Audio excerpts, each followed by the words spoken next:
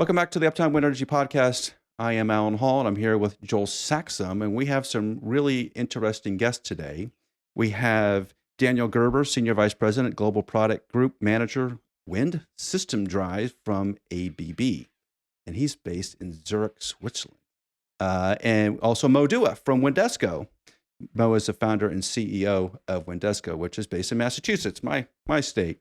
And the reason we're talking here today is because there has been a minority stake in WindESCo from ABB. And when this news release popped out a couple of months ago now, I thought, man, this is a great alignment. Finally, the wind industry is doing something on the electrical side that is interesting because everything we hear is on the mechanical side. It's all about blades, leading edge erosion, how the gearboxes are breaking, how everything's leaking oil. But a lot of the improvements that are going to happen in wind energy and in the production side are going to happen because the electrical control system and the converters and everything downstream are working properly and doing what they should. And this is where WindESCo and ABB come in together. So Daniel and Mo, welcome to the program. Hello, welcome, and thanks for having me. Thank you. So would you like to just to describe what brought the two of you together and how that relationship started and what the plan is for the combined effort? We at ABB, we have a strong commitment in decarbonizing the power generation, and therefore the wind business for us is a strong part of our strategy.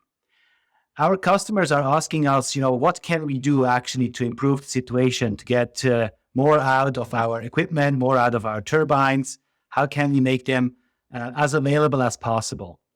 And we at ABB, we have 17,000 converters in the field, more than 21,000 generators in the field operating. So we have a couple of years of good experience. And what we try to do is to find a partner which can basically help us to bring a 360 degrees view on this.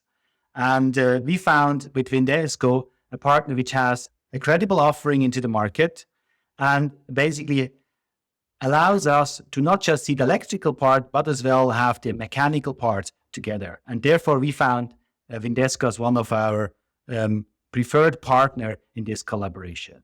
Yeah, thank you, Daniel. From my perspective, WindESCo has been a company that's been hyper-focused on addressing the challenges in the wind sector.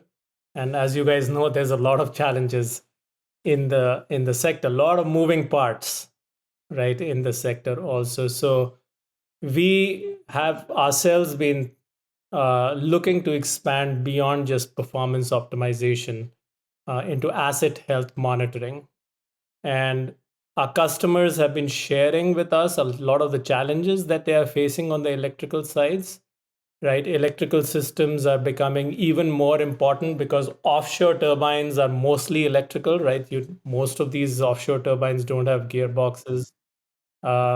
So it's just been a point that keeps coming up again and again.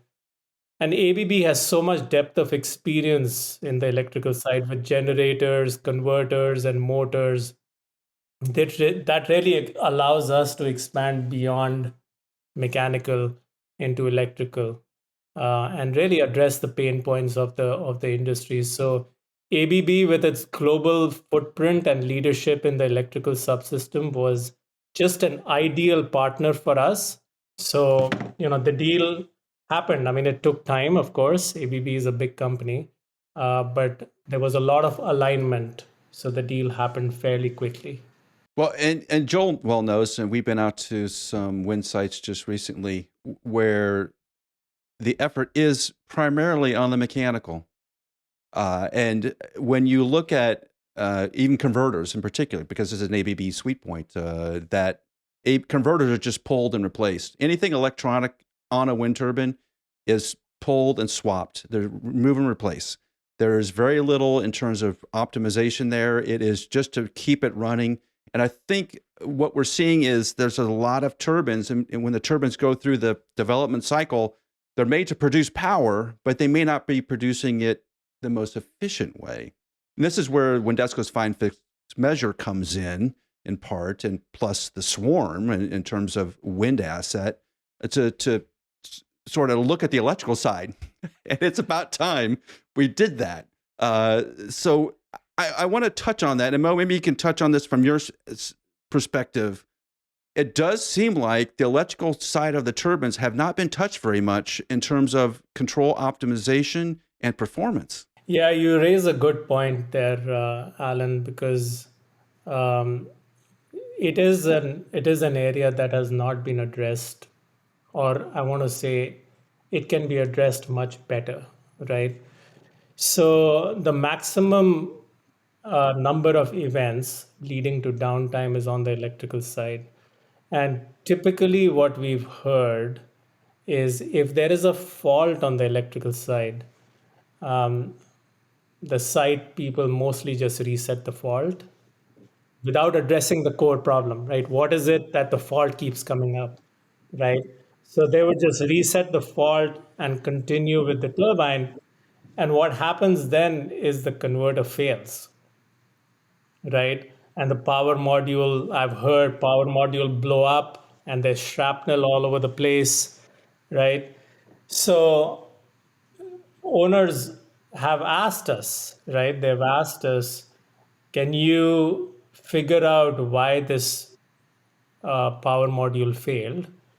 Can you figure out what led to the failure, right? What exactly has failed? Is it a $5 condenser or is it something more expensive that has failed? Because we got to go replace the whole thing. And the third most important thing is, how do I reduce this failure rate? And what is happening is, because this is also something we've heard from our customers, is some sites, like some of the sites in Eastern Canada, the humidity is going up quite a lot because there's a lot of precipitation. And when the humidity is going up, they're having more converter failures and downtime because of electrical. And this is something we are seeing in other parts of the world also. So, these are the challenges that I think the industry needs to mature. The industry wants to mature. And these are the challenges we will be addressing with ABB's help. Yeah, it likens me to, okay, so mechanical things usually get fixed fairly commonly, right? Like even if you're going like, let's just take this back to the general populace, a vehicle, a truck, a car, whatever like that. If the brakes are bad, you can see that, you can fix it. If the transmission goes bad, you can figure that out, right? You won't be able to shift gears or won't go, or a rear end blows up or something like that. You can fix that because it's physical, you know what I mean? But how many times I know, like in my life or and whatnot, like, oh, we have some electrical gremlins, we would call them, in the machine, right? We got electrical gremlins in this car or something. And at that point in time, man, it really takes someone who's super knowledgeable to diagnose that problem, to chase that thing down. You got a guy sitting in there with, or, 2, 3, couple girls, couple gals, everybody's got test lights and meters, and they're trying to figure out where this could be and how this fault could happen and these things. So you start to get into this really complicated fixes for problems. And that's why up tower or out in the field, big major components just get swapped, right? Electrical components just like, we can't figure this out. Boom, boom, stick a different one in. And then you have like that situation like you're talking about, Mo, where like there might be something different that's causing this converter, this electrical component to fail. Yeah, and let me maybe chip into this. I think the age of the converter plays here a big role, right? The newer models, you can imagine, they are like a car. They can diagnose themselves. They know what they are at. They as well can find out what is wrong with them. They can basically provide you the information, what has to be changed, what has to be done.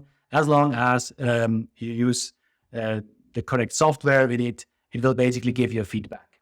However, since we are knowing some of our wind turbines, they are in the field already more than 20 years. The technology 20 years back was slightly different. And we have as well the fact in the field that some of the producers of the equipment might not exist anymore. And I think this brings a lot of challenges to the industry for that. Our products in general at ABB, they are circular in terms of circular economy by design or by default. They are made to be repaired. And we have as well the offering for that in terms of repair workshops all around the world, where you can bring a module, we can open it, we can diagnose the problem, we can give you a feedback, and then typically we repair them and bring them back. So there is a possibility of doing that, of course. However, I understand the frustration maybe if a supplier a couple of years back does not exist anymore. And now I think there are people sometimes a little bit in stress of what to do now because there is a speaking partner missing. And maybe here we can help as well in the future.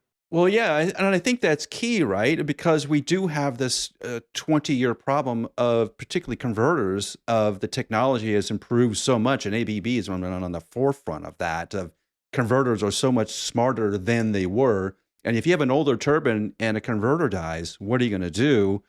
Well, hopefully you're going to put a new ABB in its place that actually gives you some information about on the performance side.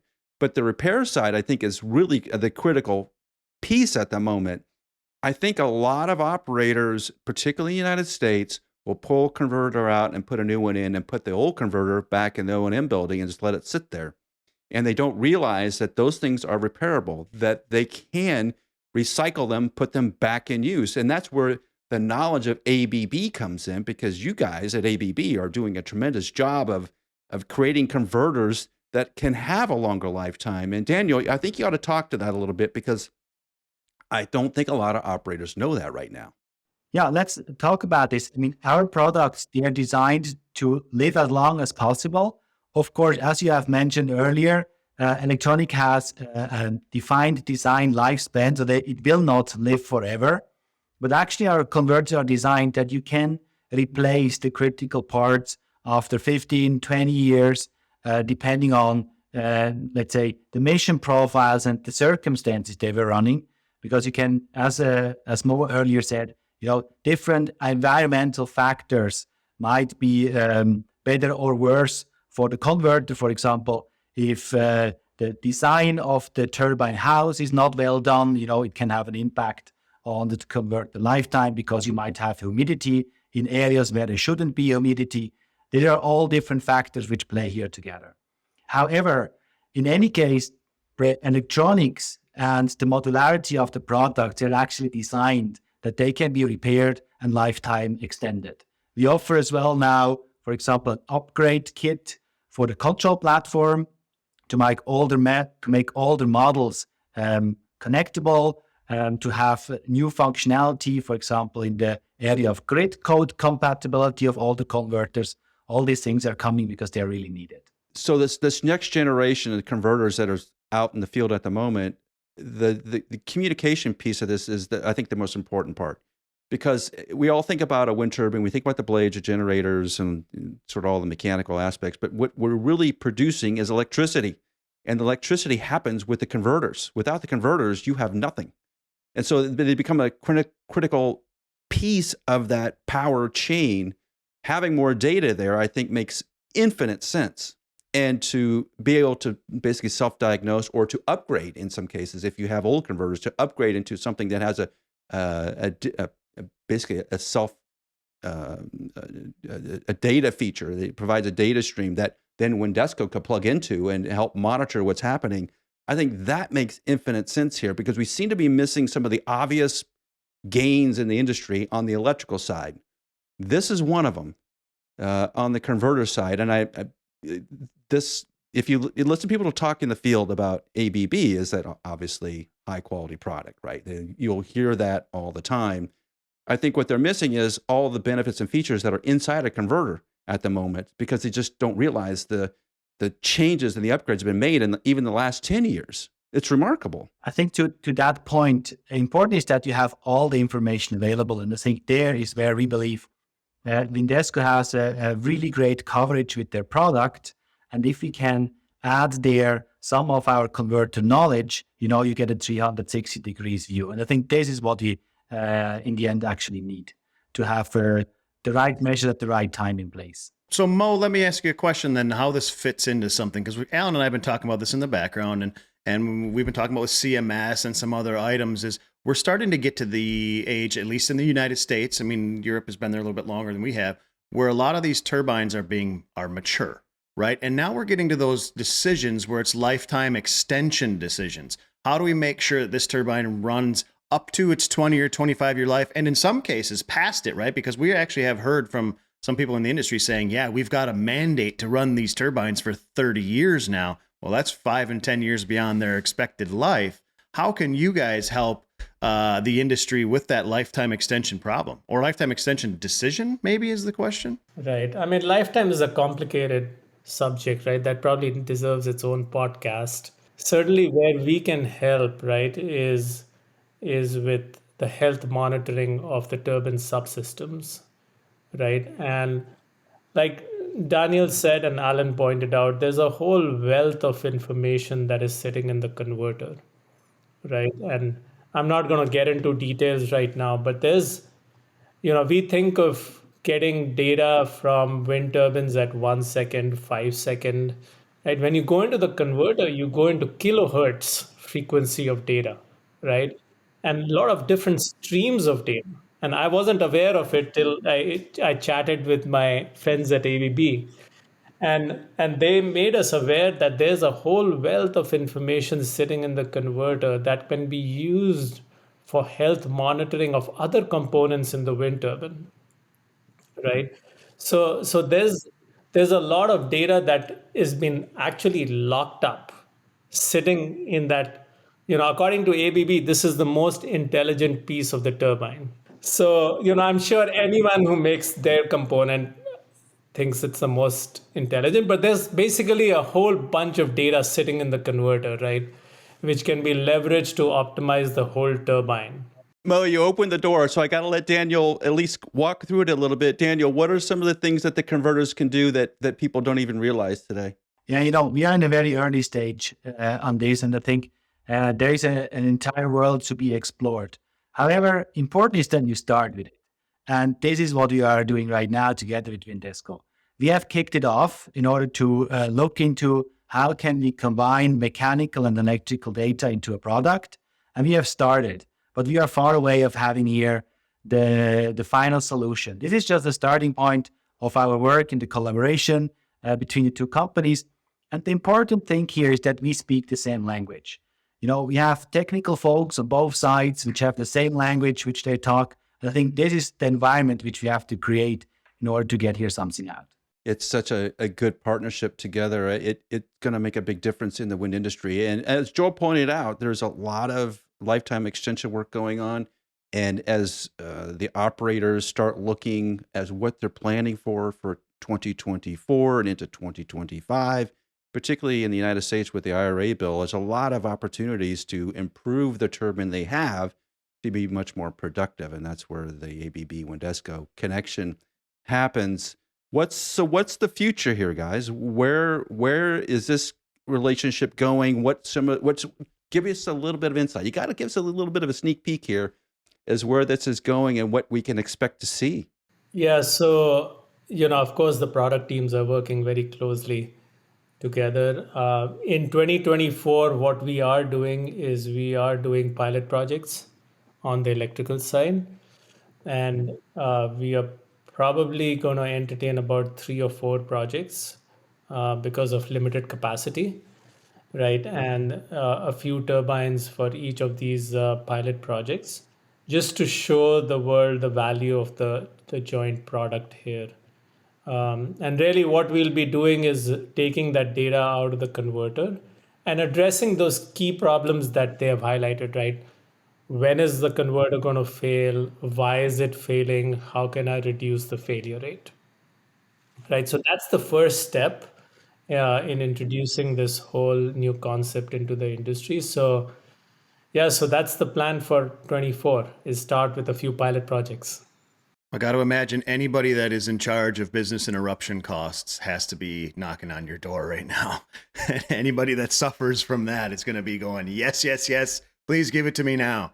I think we are at the starting point right now. As Mo said, we are starting with converter data as a first part. And then I think over the next coming years, we want to expand this so that we could look not just at the converter, but at the electrical drivetrain, because I think then is the value adds coming together. When you have different products together, and if you have all the information, like we have in the WindESCo platform, you can then hopefully give a feedback, not just for one product, but for several components within the turbine. I think this is our ultimate goal, but this takes time. This will not be tomorrow, but I think we are on a good starting point here to get this one day done. Okay, so Mo and Daniel, I asked you guys about lifetime extension. However, of course, we know the market is a little bit different here in the United States. A lot of times lifetime extension isn't even a word that's spoken inside of the building. It is just repower 10 years, we're going to put new ones up. So, and at that repower, a lot of people take that opportunity to upgrade, to install, retrofit other items, right? So sometimes it's completely driven by whoever the company or OEM or service provider. They say, just give me a package and I'll upgrade. However, there's a lot of other people out there that are kind of picking and choosing ad hoc, off of a menu and building their own solutions for repower. So how do you guys fit into the repower equation on the WindESCo side and ABB? So you recognize the definition of repower is different in Europe and different in United States, right? So how Daniel generally thinks about repower is different. How people here think about repower is after 10 years, I get requalified for PTC, right? That's repower here. So I think there's a lot of avenues that we've discussed. For example, upgrades to the converter, right? Upgrades on the generator is one thing. Like Daniel said, the generation or the technology of converters has changed tremendously in the last 10 years. And owners can benefit with newer converters, which are data enabled and have higher availability, right? So that's one aspect. The other aspect is Swarm. I think you guys have covered this in a previous broadcast. Swarm, leads to more AEP, and it's a good solution, not for all wind plants, but for some wind plants which are losing a lot of energy to wakes. And then recently, even the analytics solution we have, Find Fix Measure, was being used for repower to really improve the performance of the wind plant. So the owner said, hey, we want more AEP, not just higher reliability. We want both reliability as well as AEP. And so we worked on a package to give more AEP using just analytics as an upfront solution. So increase the output of the wind plant in the first 6 months to 1 year, which they can benefit then for the whole life. So I think there's a real opportunity on the repower side with both the solutions from ABB as well as WindESCo. To add from an ABB's perspective, we see the repower opportunity not just as replacing full turbines. We see this more like a tailored menu, which depending on the age of the park, the location, and the health state of the turbine, we can offer you different upgrade possibilities, be this together with your OEM or together with your service partner or upgrade provider. I think we have flexible opportunities to either replace or refurbish existing drives, upgrade them, or as well replace or help to replace an entire drivetrain. I think we have here a menu which we can offer to everybody who is in need. Well, I think this is exciting, and because you're talking my language, electrical, and making electrical systems work better. And this is the time. We've reached that time where we have enough brain power and enough knowledge on the turbines to make the turbines better. And so this is a great connection between ABB and WindESCo. So how does everybody reach out and find you on the internet, Mo? I guess just go to WindESCo's website, windesco.com. We have a contact us link on our page. So reach us at windesco.com. And Daniel, ABB is a big company. So how do they get a hold of the converter division of ABB? So you can either go on our webpage, which is the easiest one. However, I think we are present in 80 countries in the world. So if you have a real need, reach out to your local ABB units. They can find us, and maybe they can even help you to get a physical contract in your region. And they know exactly what we can offer and how to connect to us. And they can for sure help you to have your the right contacts in place where you are, and we will come there. Well, Mo and Daniel, this has been fantastic to have you on the program. I'm really excited about what the future brings for both of you. And we'd love to have you back on the program because you can tell us all the great things you've been working on. And I'm excited to see what the future looks like.